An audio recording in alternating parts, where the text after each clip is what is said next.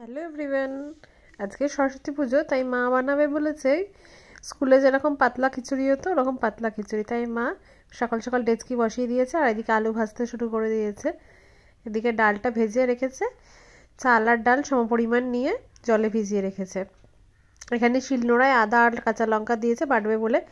আর এই যে কাঁচা লঙ্কাগুলো দেখছে, এগুলো আমাদের গাছের, সবকটাই আমাদের গাছে হয়েছে। এদিকে তারপরে আলুটা ভাজা হয়ে গেলে নামিয়ে রেখে এদিকে তেল গরম করে সরষের তেল ফোড়নে দিয়েছে, জিরে, শুকনো লঙ্কা, তেজপাতা আর একটু গরম মশলা, তারপরে হচ্ছে আদা কাঁচা লঙ্কা যেটা দেখালো ওটা বেটে এবার তার মধ্যে দিয়ে দিয়েছে।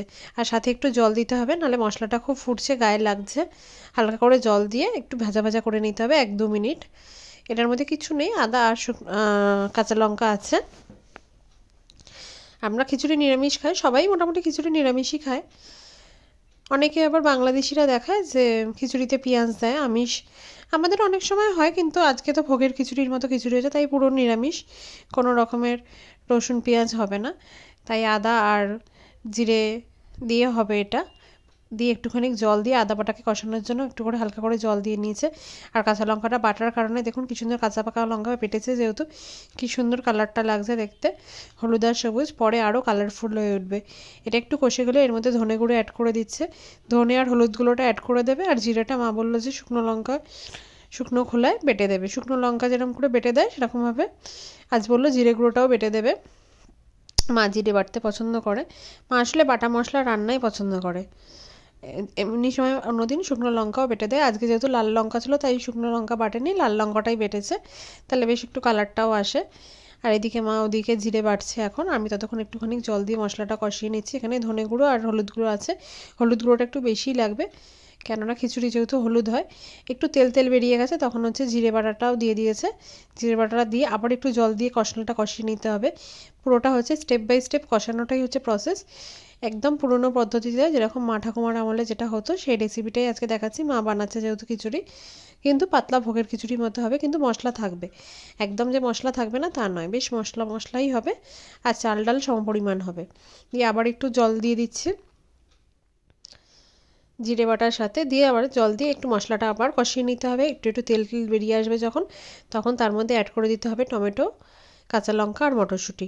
টমেটোগুলো কাঁচা লঙ্কা মটরশুঁটি দেওয়ার সাথে একটু জল দিতে হবে, কারণ যাতে টমেটোগুলো নরম হয়ে যায় আর কাঁচা গন্ধটা কেটে যায়। এবার দেখুন কি সুন্দর কালারফুল লাগছে, ইয়েলোর সাথে টমেটো হচ্ছে লাল, আর গ্রিন কালারের মটরশুঁটি আর কাঁচা লঙ্কা পড়ছে গ্রিন কালারের, কীরকম হলুদ সবুজ লাল মিলেমিশে কীরকম কালারফুল হয়েছে দেখুন। লাস্টে খিচুড়িটাও কালারফুলই হবে, আর শীতকালে এটা পসিবল হয় কারণ কড়াইশুঁটিটা থাকে। এবার একটুখানি জল দিয়ে এটা ভালো করে আঁচটা বাড়িয়ে নাড়াচাড়া করে নিচ্ছি, যাতে টমেটোটা কাঁচা গন্ধটা কেটে যায়, একটু ভাজা ভাজা মতো হয়ে যায়। এটা একটু ভাজা হয়ে গেলে বেশ জলটা শুকনো হয়ে যাবে, আর দেখবেন তেলটা বেরিয়ে বেরিয়ে আসছে। জলটা শুকনো হয়ে গেলেই মেন বুঝতে পারবেন ভাজা হয়ে এসছে। আর আঁচটা কমিয়ে করতে হবে, নাহলে 1 সেকেন্ডেই হয়ে যাবে। একটু আঁচটা মিডিয়ামে রেখে আস্তে আস্তে করে কষাতে হবে, টমেটোটাকে গলিয়ে নিতে হবে। এটা একটু মশলাটা কষে গেলে, এটা হয়ে গেলে ব্যাস চাল ডালটা দিয়ে একটু হালকা করে ভাজা ভাজা করে একটু কষিয়ে জল দিয়ে দেবো, তাহলেই খিচুড়ি রেডি হয়ে যাবে। এবার দিয়ে দিচ্ছি নুন, এই নুনটা বেশিই লাগবে, কারণ কেননা এখন মশলা কষানো নুন আর পরে খিচুড়ির নুন, তাই মা একবারে 4 চামচ নুন দিল, আপনারা আপনাদের স্বাদ মতন দেবেন। আমরা একটুখানি বেশি নুন খাই আর কাঁচা নুন খাই না, তাই জন্য একবারেই দিয়ে দেয়। এখন দেখুন মশলাটা ভালোভাবে কষছে, এই টাইমে আঁচটা বাড়ানোই আছে, এই জলটা একদম শুকনো হয়ে যাবে আর তেল বেরিয়ে আসবে। আর দেখুন চিমনি চলছে, তাও কিন্তু বেশ ভালোই ধোয়া হচ্ছে, কারণ এতটা তাপ হচ্ছে যেহেতু ফুল ভলিউমে দেওয়া আছে। আর এরপরে চাল ডাল যেটা ভেজানো ছিল, ডালটা আগে থেকে ভাজা ছিল, চাল ডাল যেটা ভেজে ভালো করে ধুয়ে নিয়েছে সেইটা এবার অ্যাড করে দিয়েছে।